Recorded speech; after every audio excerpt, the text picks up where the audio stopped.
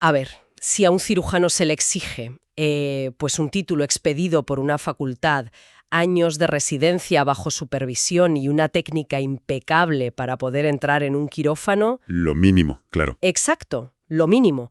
Pues ¿cómo es posible que, según uno de los textos teóricos más influyentes del psicoanálisis, la única autoridad real de un analista provenga exclusivamente de su propio deseo? Es un contraste brutal, desde luego. O sea, empezamos fuerte esta inmersión profunda, porque hoy nos sumergimos de lleno en las notas de Hernando Bernal y la verdad tratan un conflicto que parece irreconciliable. Sí, es un texto fascinante y muy complejo. Hablamos de una disciplina que trata de desentrañar lo más oscuro de la mente, los lapsus, el inconsciente, los traumas, y que a la vez exige que la ciencia tradicional la tome en serio. Un encaje de bolillos total. Totalmente. Así que la misión de nuestro análisis de hoy es entender precisamente eso. O sea, cómo el psicoanálisis, que opera con la palabra y lo invisible, reclama su lugar ante la ciencia pura y dura. Y es que el planteamiento de Bernal va directo a la línea de flotación de lo que consideramos legitimidad hoy en día. Ya, en la era de los datos, ¿no? Exacto. Vivimos en la era de la métrica, del ensayo clínico de doble ciego, y cuando Bernal dice que el deseo del analista es la piedra angular de su autoridad, pues está lanzando un órdago enorme a esa visión empírica. Pero a ver, para que quien nos escuche no se confunda. No hablamos de un deseo en plan, bueno, mi vocación romántica de ayudar. No, para nada. No es un capricho. Es un concepto clínico muy preciso. O sea, ese deseo es el producto final, la decantación del propio análisis personal que ha atravesado ese profesional. Claro, que ha tenido que sentarse primero en el diván. Eso es. Ha tenido que desarmar sus propias defensas. Y de esa deconstrucción íntima nace la posición que le permite operar con otros. Vale, pero vamos a desgranar esto un poco, porque pongámonos en la piel de la comunidad científica o de cualquier persona que esté acostumbrada a validar a un profesional por el diploma que tiene colgado en la pared. Resulta casi contraintuitivo, ¿es verdad? Es que es como si un cirujano dijera que su autoridad viene de sus puras ganas de operar. O sea, si la fuente de mi autoridad es mi propio recorrido subjetivo, me estoy otorgando a mí misma el poder de curar la psique de otro. Y, lógicamente, la ciencia tradicional mira eso con muchísima sospecha. Odian la autorreferencia. Claro, ¿cómo se evita que esto degenere en, no sé, una justificación para que cualquiera se autoproclame sanador del alma? Pues lo fascinante aquí es que Bernal reconoce que ese es precisamente el talón de Aquiles de la disciplina si no se maneja bien. Por eso lo eleva a la categoría de reto político. Un reto político, ojo. Sí, porque la autoridad nace del deseo, pero la autenticidad de esa autoridad tiene que pasar una prueba externa, o sea, hacerse reconocer frente a los demás. Y sobre todo frente a los que no son psicoanalistas, supongo. Esa es la clave. La política del psicoanálisis no puede ser quedarse en un bucle cerrado dándose palmaditas en la espalda entre ellos. El crecimiento depende de que el mundo exterior los valide. Y hay un detalle en el texto de Bernal que me dejó loca. Subraya que esta responsabilidad de validarse recae sobre cada analista uno por uno. Es una carga inmensa. Es que dinamita la idea del paraguas institucional. En medicina, el colegio de médicos te avala. Si tienes la licencia, el paciente confía en la institución, ¿no? Claro, el sello de garantía. Pero aquí parece que la institución psicoanalítica no te da ese aura de forma automática. Es como si cada profesional tuviera que revalidar su legitimidad cada vez que abre la puerta de la consulta. Totalmente. Y esa responsabilidad es individual e ineludible porque, el objeto de estudio es el inconsciente. Y el inconsciente no se puede estandarizar. No hay un manual de instrucciones igual para todos. Exacto. No hay protocolo universal. El analista no puede esconderse detrás de un Excel. Y esto enlaza con cómo opera la autoridad dentro de la consulta, que es donde el analista se la juega de verdad. Y aquí es donde la cosa se pone realmente interesante, porque entramos en el manejo clínico puro y duro. Freud ya hablaba de esto como el entrecruzamiento de la autoridad, sí. Quienes conocen un poco la disciplina saben que la terapia arranca por algo llamado transferencia. El paciente llega angustiado, se tumba y proyecta sobre el analista una especie de saber absoluto. Una ilusión estructural totalmente necesaria. Lacan le puso un nombre buenísimo a esto: el sujeto supuesto saber. Se escribe todo con guiones. Sí, como un bloque sólido. Y a mí me gusta usar una analogía muy de andar por casa para esto. Es como cuando se te rompe el ordenador. lo llevas a un informático y asumes que el técnico tiene todas las respuestas mágicas del universo solo por estar sentado en esa silla. Es una analogía perfecta. Y si conectamos esto con una perspectiva más amplia, la mecánica de ese sujeto supuesto saber es tan fascinante como peligrosa, ¿Peligrosa por qué? porque es el motor de arranque. Sin esa suposición del paciente de que tú sabes lo que le pasa, no hay trabajo posible. Tienen que creer en ti para empezar a asociar libremente. Claro, necesitan esa fe inicial. Pero el peligro, y la genialidad de Bernal al advertirlo, es que el analista utiliza ese poder casi mágico para dirigir la cura dentro de la consulta. El problema es si se cree su propio personaje, ¡Ay, madre mía! Claro, que se lo lleve a casa, digamos. que se lo lleve a la sociedad. Si el analista usa ese sujeto supuesto saber fuera de la consulta, de cara al público, se convierte en un gurú. Un líder místico. Si sales a la plaza pública diciendo yo poseo un saber sobre el inconsciente que vosotros, simples científicos, no podéis comprender, te estás cavando tu propia fosa intelectual. Exacto. Destruyes el prestigio de la disciplina. Por eso Bernal insiste tanto en que la supervivencia exige reemplazar ese saber supuesto, que es íntimo y misterioso, por un saber expuesto. Hay que llevar la clínica al tribunal de la razón. Ese es el término. El tribunal de la razón, o sea, coger lo que pasa en la consulta y explicarlo lógicamente. Ese tránsito es la verdadera prueba de fuego. Implica renunciar a ese poder carismático. Significa que, si escribes un artículo o debates con un neurólogo, no puedes escudarte en es que mi experiencia clínica es inefable. No vale el créeme porque yo lo digo. Para nada.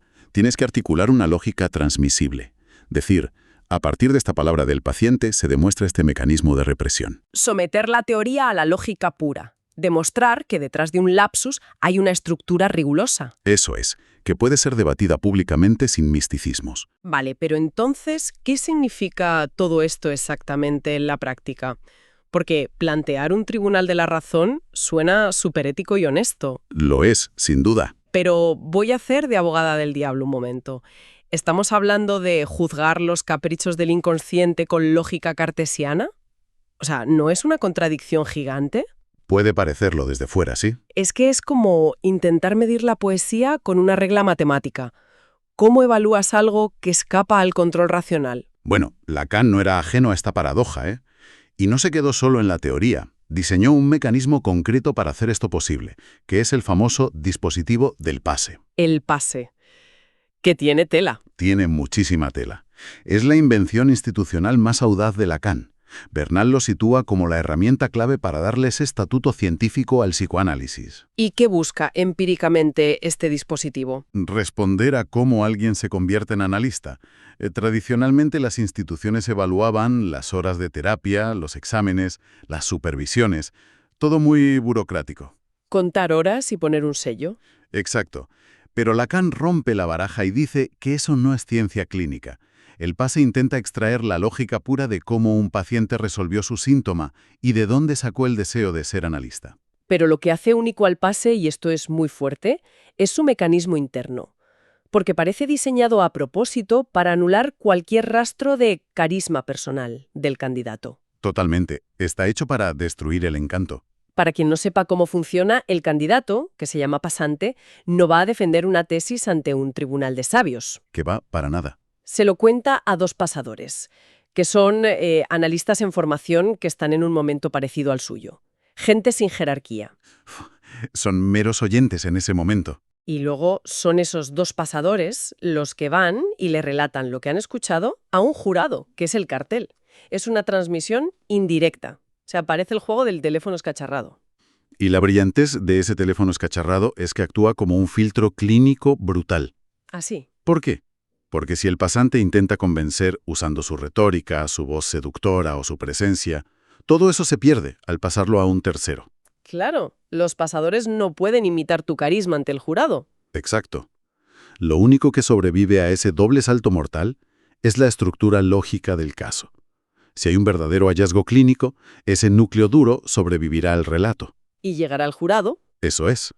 Pero si solo era humo y espejos, se desvanece por el camino. Ostras, visto así, es un intento increíble de encontrar objetividad dentro de la subjetividad más absoluta. El jurado no te evalúa a ti, evalúa el sedimento lógico que queda de tu experiencia. Y Bernal afirma que atreverse a pasar por este filtro, despojándote de todo tu aura mágica, es la principal toma de posición política del psicoanalista moderno. Es un acto de vulnerabilidad tremendo. Y una exigencia de rigor científico. Es decir, no me creas por mi prestigio, juzga mi lógica clínica pura. Y ese nivel de exposición es lo que marca la frontera entre un avance científico real y quedarse atascado en el dogma, lo que nos lleva a la distinción final de las notas de Bernal. La diferencia entre exotérico y esotérico. Exacto. Al someterse a este escrutinio, el psicoanálisis elige ser un discurso exotérico, con X. Un discurso volcado hacia el exterior. Hacia la plaza pública, en contraposición a los discursos esotéricos, con S. Que son los cerrados, claro. Es una dicotomía crucial, porque cualquier disciplina que maneja un conocimiento difícil de entender para la mayoría tiende a trincherarse, pasa en sectas o en círculos académicos muy elitistas. El discurso esotérico asume que la verdad es frágil y solo para elegidos. Exacto, para los iniciados. Si entra alguien de fuera, profana el conocimiento. Y Bernal insiste en que si el psicoanálisis hace eso, firma su sentencia de muerte. Tiene que ser abierto y común. La advertencia es doble, fíjate. Por un lado, evitar convertirse en una iglesia que rinde culto a Freud o a Lacan y expulsa a los herejes. Sí, el sectarismo interno.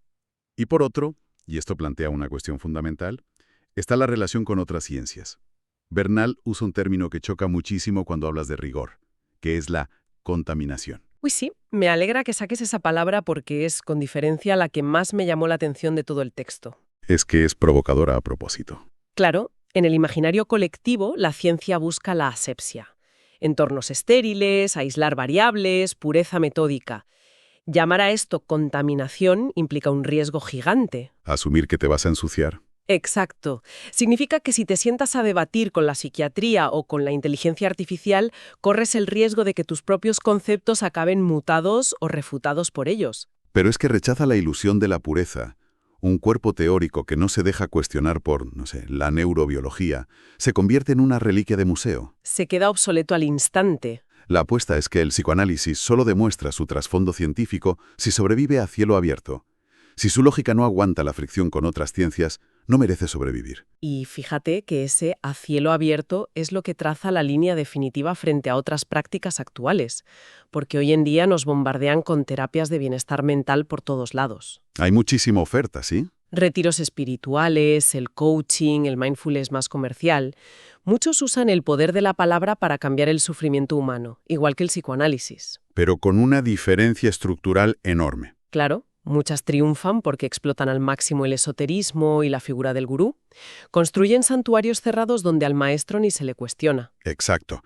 El chamán moderno protege el misterio para garantizar su poder, pero el analista tiene el deber ético de hacer justo lo contrario. Tiene que desarmar el misterio. Debe demostrar que su terapia no es magia blanca, que son leyes estructuradas del lenguaje y del inconsciente, demostrables mediante cosas como el pase. ¡Qué viaje intelectual más profundo! O sea, hemos empezado analizando algo súper íntimo e insondable, que es el deseo de alguien por ser analista. Nacido en el silencio de su propio análisis. Eso es, y hemos visto cómo ese deseo necesita validación externa. Y hemos recorrido todo el camino, desde la magia clínica del sujeto supuesto saber, pasando por la criba del pase, hasta llegar al tribunal de la razón y a la contaminación con otras ciencias. Es que el hilo conductor es la responsabilidad política del conocimiento. Bernal nos muestra que la ciencia no es solo medir objetos, es una ética de la transmisión. Una ética de no esconderse. Exacto. Es negarse a decir, tú créeme que yo soy el experto. Es decir, aquí están mis premisas, júzgalas tú mismo en el debate público. Y creo que para la audiencia, la resonancia de esto va mucho más allá de la psicología. Es una llamada de atención sobre cómo construimos la autoridad en cualquier ámbito hoy en día. Especialmente con tanta desinformación. Totalmente. La verdadera legitimidad no está en usar un lenguaje críptico para excluir a los demás, ni en encerrarte en una burbuja. La autoridad real es la que baja al barro. La que asume la intemperie del debate. Y la que considera que contaminarse con el otro es la única forma de avanzar. Es una defensa radical de la transparencia frente al oscurantismo. Demostrar que lidiar con el dolor irracional humano no está reñido con dar cuentas lógicas a la sociedad. Pero claro, y con esto vamos terminando, al llevar esta exigencia de transparencia hasta el final, nos topamos con un choque frontal. Y quiero dejar una reflexión final para quien nos escucha. A ver, adelante. Algo para que le den vueltas después de terminar este análisis. Hemos dejado clarísimo que la terapia arranca gracias a la ilusión del sujeto supuesto saber. El paciente tiene que creer que tienes respuestas mágicas. Ese espejismo cataliza que el inconsciente hable. Pero por otro lado, el mandato político es desarticular ese espejismo, destripar el truco del mago a cielo abierto ante la ciencia tradicional. Mostrar todas las cartas. Así que la paradoja está servida. Si el psicoanálisis logra explicar perfectamente toda su mecánica al público, no corre el riesgo de destruir en la cultura esa misma ilusión mágica que el paciente necesita para curarse. Uf, es una pregunta tremenda. Si diseccionamos el misterio hasta no dejar ni una sombra, puede sobrevivir la magia que sana. Ahí dejamos la pregunta para darle vueltas.